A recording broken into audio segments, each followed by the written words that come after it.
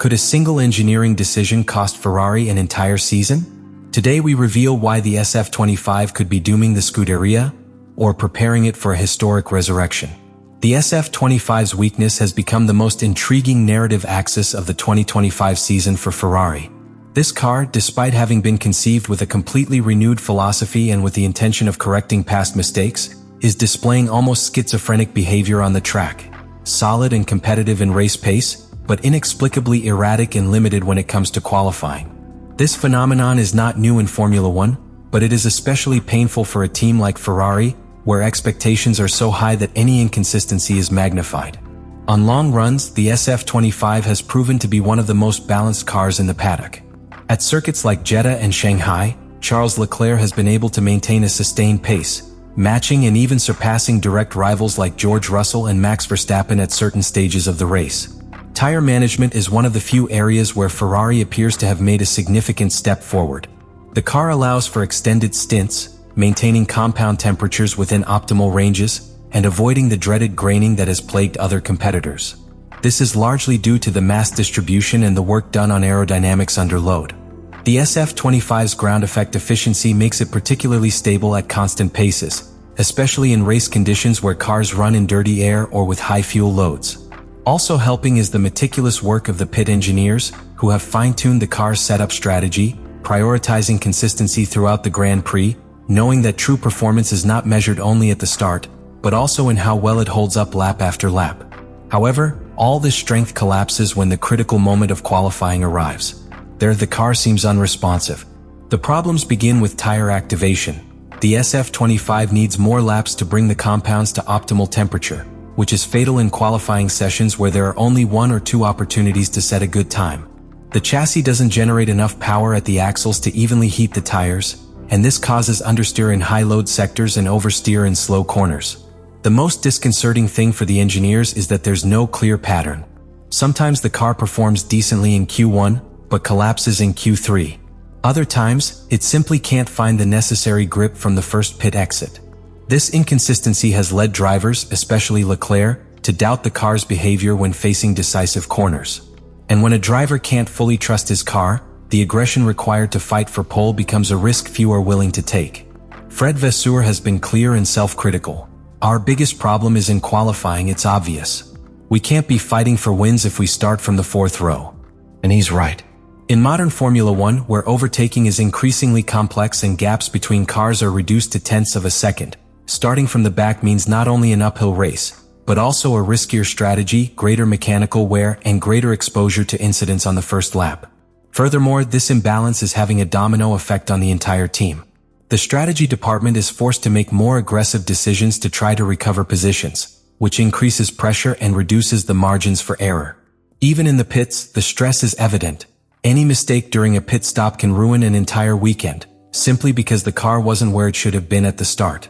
In short, the SF-25 is caught between 2 worlds. It has the potential to be a winning car in race conditions, but its Achilles heel is doomed by a lack of explosiveness in qualifying. A contradiction that, if not resolved soon, could end up sabotaging the entire season's effort. Ferrari knows this. The talent is there. The speed is there.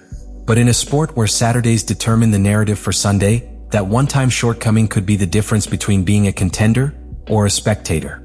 The SF-25 has arrived on the grid with a technical revolution that, while representing a logical and ambitious evolution over the SF-24, has revealed a series of underlying complications that are sinking Ferrari in the most critical context of the weekend: qualifying. On a technical level, this car is designed to offer a wider and more efficient performance window under long race conditions, but the price it has paid for this is an alarming sensitivity in moments where every tenth of a second counts. The main culprit, according to data and internal team statements, is the new pull rod front suspension layout. This system, although more beneficial in terms of aerodynamics and center of gravity, poses serious challenges to the car's immediate responsiveness. In qualifying, where the car needs to respond precisely, aggressively, and reliably from the first meter, the SF-25 shows a clear reluctance to generate driver confidence. The chassis is slow to react to turns, directional changes are slower than expected, and most critically, the car is extremely sensitive to balance adjustments. This behavior results in what is known as a narrow operating window. For the SF-25 to perform at its peak, multiple variables must align. The exact tire pressure, the right track temperature, the right wind direction, and a specific fuel load. In theory, this might seem normal. In practice, it's a nightmare. Any slight deviation takes the car out of its optimal range, making every attempt at a fast lap a coin toss. The driver enters Q3 without really knowing how the car will respond in high-speed corners, which not only affects lap time but also the confidence and aggressiveness needed to push the limit. Added to this is an even more complex problem. The simulation model has failed to accurately replicate these qualifying conditions. The tools Ferrari uses to prepare the car, from the simulator to wind tunnel data and computational fluid dynamics (CFD), are giving signals that don't materialize on the track. In simulation, the SF-25 should be competitive over one lap. But when the real moment arrives in qualifying conditions, the predictions don't come true. This disconnect between theory and practice has created an environment of uncertainty within the technical team. No less important is the impact of these problems on driver-machine interaction. Charles Leclerc, an expert at extracting performance from a single lap, has expressed frustration at the car's inability to respond to his adjustments.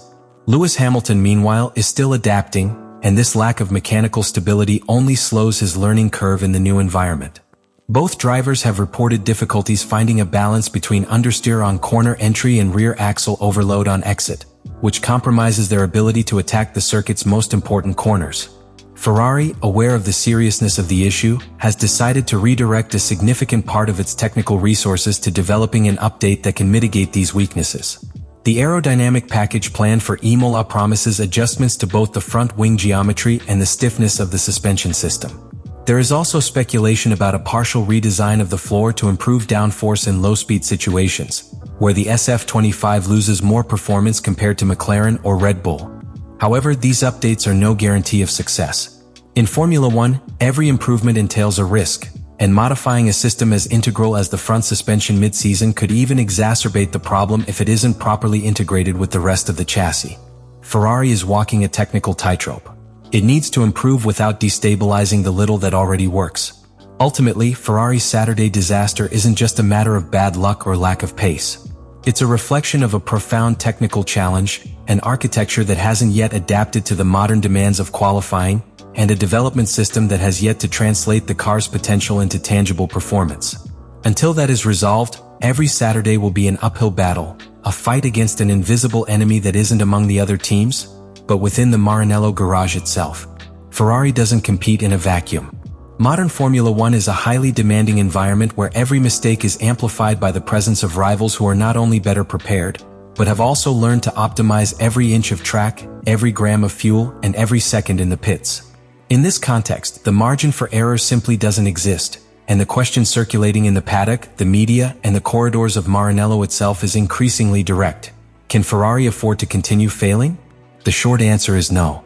The 2025 season has begun with an intensity not seen for years. McLaren, the current leader of the Constructors' Championship, has demonstrated an ability to adapt and evolve reminiscent of its glory years. With Lando Norris and Oscar Piastri displaying a consistency worthy of champions, the Woking team has raised the bar. Not only do they have a fast car in all conditions, but they have also developed a work philosophy that allows them to correct errors almost in real time.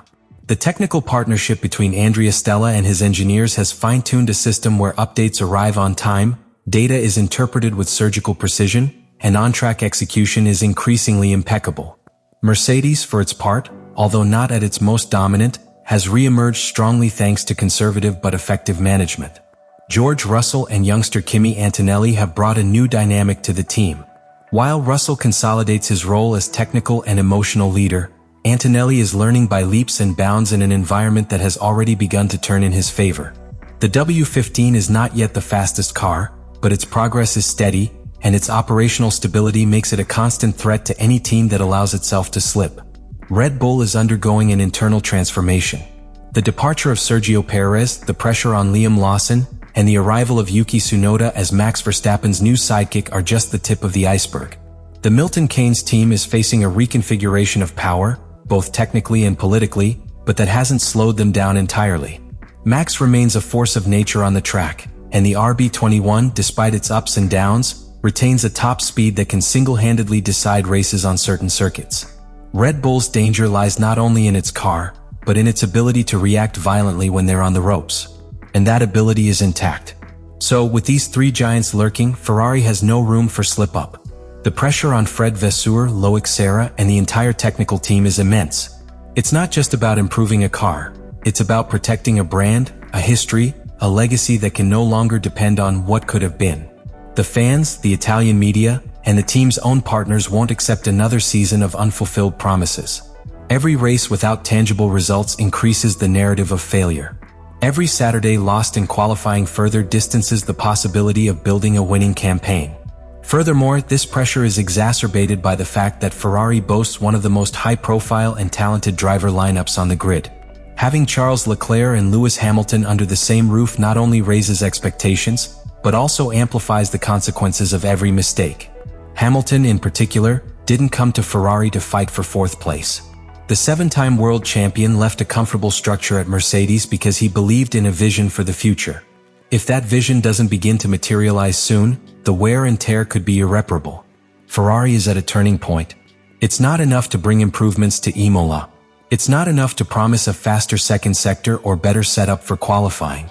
They need results. They need podiums. They need victories. Because in the 2025 Formula One, excellence is no longer an aspiration. It's a condition of survival. And Ferrari, the most historic team in the sport, cannot afford to continue living off its past. Its present is at stake. And time, as always, runs faster than any car on the track. In Formula One, no name carries more weight than Ferrari. No badge, no color, no engine roar carries with it a history so charged with emotion, expectation, and responsibility. Ferrari is not simply a team. Ferrari is the purest symbol of motorsport, an institution that has transcended the sport to become a fundamental part of the cultural heritage of the motor world. And that greatness, that legendary heritage, is both a privilege and a curse for those who must defend its colors every weekend. Being part of Ferrari means carrying the weight of Enzo, Lauda, and Schumacher. It means knowing that any result less than victory feels like a failure. It means that every mistake, every failed strategy, every miscalculated lap isn't just a sporting setback, it's a symbolic betrayal of a narrative that thrives on success. The pressure of being Ferrari isn't just an internal issue for the team. It's an external phenomenon that seeps into every interview, every Italian media cover, every gesture of its drivers when they get out of the car without a trophy.